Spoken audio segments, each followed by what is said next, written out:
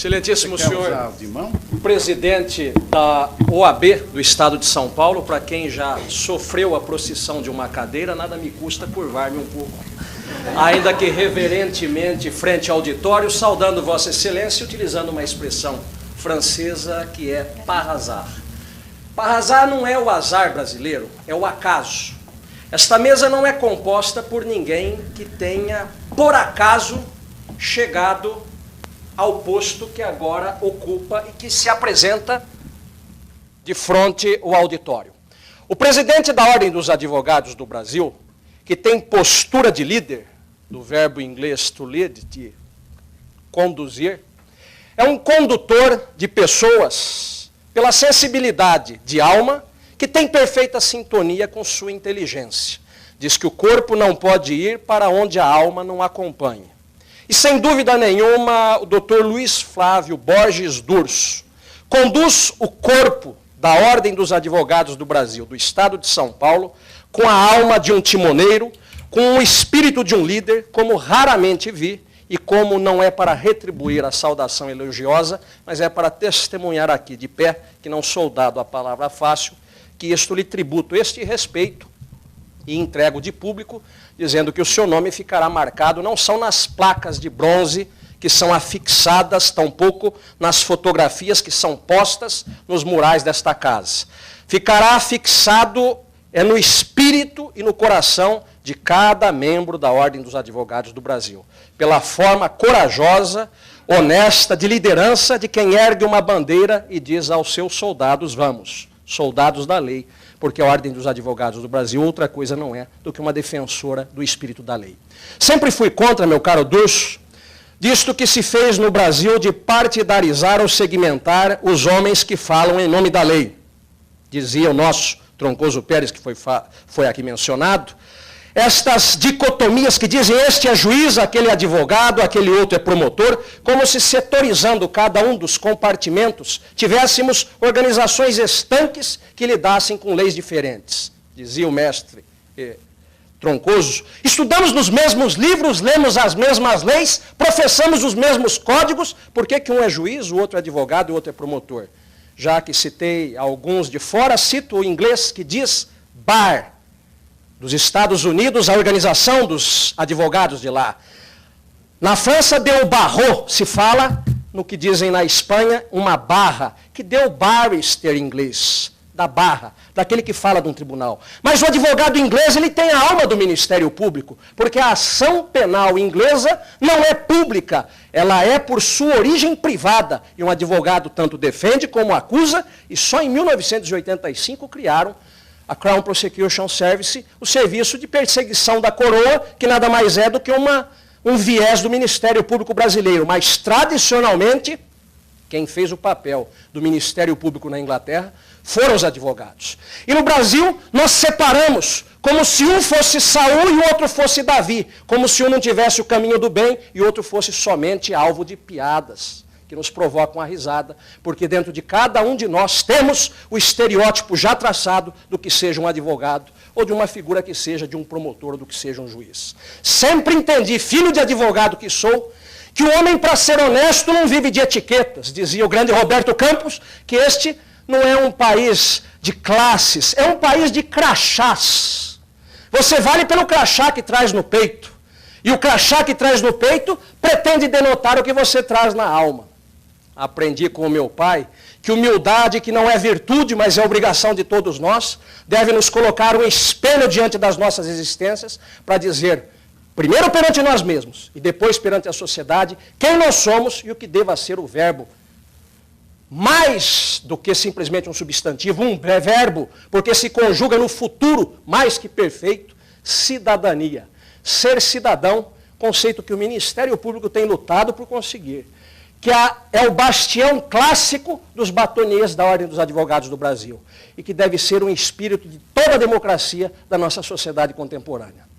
Dito estas palavras, eu não perco o fio do pensamento no sentido de dizer que aqueles que aqui estão, não estão para arrasar por acaso.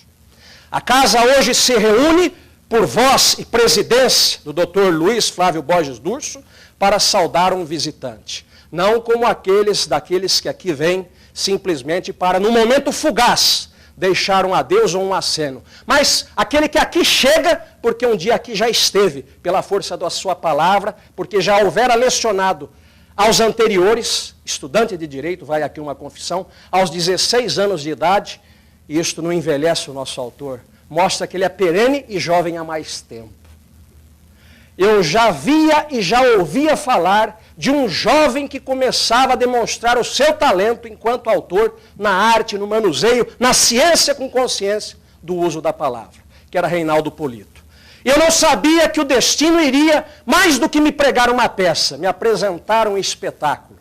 Porque conhecer o Reinaldo Polito, eu pude entender exatamente que o seu sucesso não é por acaso, não é para arrasar. Primeiro tem o seu cartão de visita, que é a simpatia, algo que você pode tentar decodificar a alma humana, mas jamais vai conseguir entender estes mecanismos íntimos da nossa relojoaria mais pura, que é o nosso ser, a especial condição de ser do indivíduo, porque que este é simpático e o outro às vezes nos traz antipatia. Porque que este é brilhante e o outro às vezes é opaco. Porque que este é diferente, maravilhosamente genial e o outro às vezes apoucado. A natureza, mãe de todos os vícios, madrasta da pior em muitos casos. A natureza bela coloca homens geniais, inteligentes, brilhantes e outros que lutam mais. E quando este homem é brilhante, é inteligente, tem sensibilidade, é bom de coração e luta e se esforça, ele chega, como já nome em homem, o nome é um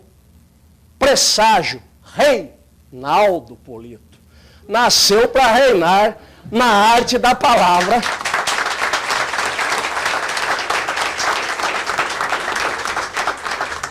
Se o nome é um presságio, Reinaldo Polito veio realmente para reinar. É insubstituível quando pretende ensinar aquilo que estudou. E quando se diz estudou, é porque não fez da palavra um mercado simplesmente daqueles que nós temos hoje do time is money. Do tempo é dinheiro. Dedicou-se à palavra num tempo que a palavra já não tem mais, não a serventia clássica que tinha, ela não tem a sua valia mais íntima. Eu sempre busquei a semântica, o significado das coisas e vejo que hoje morar não é demorar. Você mora quando você se demora em um local. Você não passa confundindo com passear. Eu passo pela UAB, mas verdadeiramente não passeio. Passear é apropriar-se biograficamente da cicatriz de uma gente, de cada expressão de ruga, do porquê uma estátua está ali ou porquê ali não está. Quem é homenageado é imiscuir-se dentro da alma daquela organização ou daquela cidade. Portanto, passear e passar não são sinônimos. As palavras hoje vazias no seu conteúdo, precisava de alguém que lhes desse ou lhes devolvesse outra vez, nesta prostituição total do significado, tomando lugar do significante, que lhes devolvesse alguém a dignidade da palavra. E Reinaldo Polito pegou a antiga arte da oratória, então esquecida, transmudou-a para um vocabulário novo, pasteurizou-a daquilo que os gregos faziam e apresentou-a para a juventude. Mas aquele médico baiano polemista e também genial, Elzimar Coutinho, dizia que nenhuma vergonha, nenhuma desonra deste mundo se passa sem a presença de uma mulher. E também nenhuma glória neste mundo existe sem que haja o testemunho da mulher de que se ama. É por este momento que eu me permito, neste exato segundo, dizer que a obra é sua, mas é também da sua Marlene. Muito bem.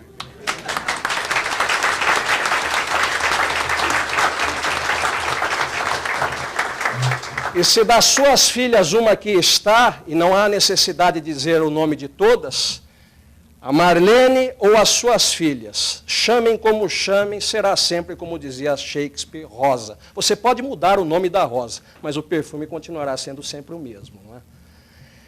Eu digo que o que se apresenta à juventude hoje é naquela corrida maratonística do tempo, o bastião que se traz do passado e que se apresenta ao futuro. No Brasil, a arte da palavra estava esquecida, absolutamente entregue a 2 ou 3 que tinham a especial ou genial facúndia ou especiosa arte de dizer na expressão de Latino Coelho. Foi você que conseguiu, insisto, com figuras, com modelos, com metáforas, decodificar aquilo que parecia intransponível e começou não a trazer uma fábrica de oradores, mas mostrar que cada um poderia ser o seu próprio artesão na medida de desenhar a sua palavra.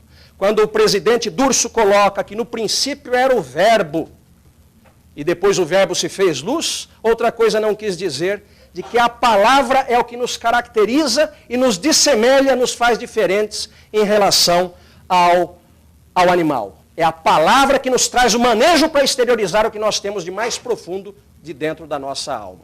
Eu estudei, meu caro Polito, primeiro em livros dos oradores nacionais, dos grandes advogados. Devo a eles, se não outra coisa, a paixão que tenho pelo encantamento da área criminal. Ali li Evandro Lins e Silva, Evaristo de Moraes, Romero Neto, os grandes. Depois fui para os grandes do foro francês, inglês e outros mais. E sempre entendi que o advogado clássica e tradicionalmente, já que a aranha vive do que tece, e se ele não soubesse fazer uso da palavra, poderia morrer de fome, diferentemente do que o Ministério Público, ou o Judiciário, ou de todos aqueles que têm o princípio do servidor público, o advogado precisa, cada dia na sua faina, mostrar que é bom naquilo que faz, sob pena de fenecimento. Eu descobri que tão mais útil à sociedade, a si próprio e à sua família será o advogado, quanto mais hábil no exercício da palavra. Falamos muito em palavras e dizemos algo da ciência da comunicação de que você é mestre. Mas diz que se um dia viessem à Terra seres extraterrestres para entenderem o que se passava aqui, não levariam de forma alguma para fora deste mundo uma máquina, não levariam um robô, porque isto poderiam fazer e até melhor. Deveriam levar um poeta, o mais puro do ser humano, para que ele tentasse explicar, ou que estes alienígenas pudessem entender, o que é que se passava no coração mais puro do humano, daquela palavra chamada amor. Diz que nós já mercadejamos tudo, fazemos comércios de livros, fazemos comércio de veículos, nós somos capazes mesmo de mercadejar o sexo. A única coisa que nós não vendemos e não compramos é amor. Eu sei que o que você tem nesta obra, que é o filho do seu espírito, que é o último labor da sua existência, enquanto trabalho para advogados. Poderão vir outros maiores, poderão vir outros melhores, mas o primogênito para os advogados é obra que se perpetuará. Eu sei que aquilo que você coloca aqui é amor. Este amor que só o poeta poderia explicar. E pela voz do poeta, imagino que Pablo Neruda poderia dizer sobre as palavras. Chegaram as palavras, e o meu coração incontido como um amanhecer se apegou às palavras e se aferrou ao seu voo. Em suas fugas heróicas, o levam e o arrastam, abandonado e louco e esquecido debaixo delas, como um pássaro morto debaixo de suas asas. Você retirou a palavra que estava esquecida, deu-lhe sopro, voz e vento, e hoje a palavra é de domínio público, que privatisticamente você conseguiu trazer a nós outros, na Ordem dos Advogados do Brasil, nesta noite memorável. Parabéns.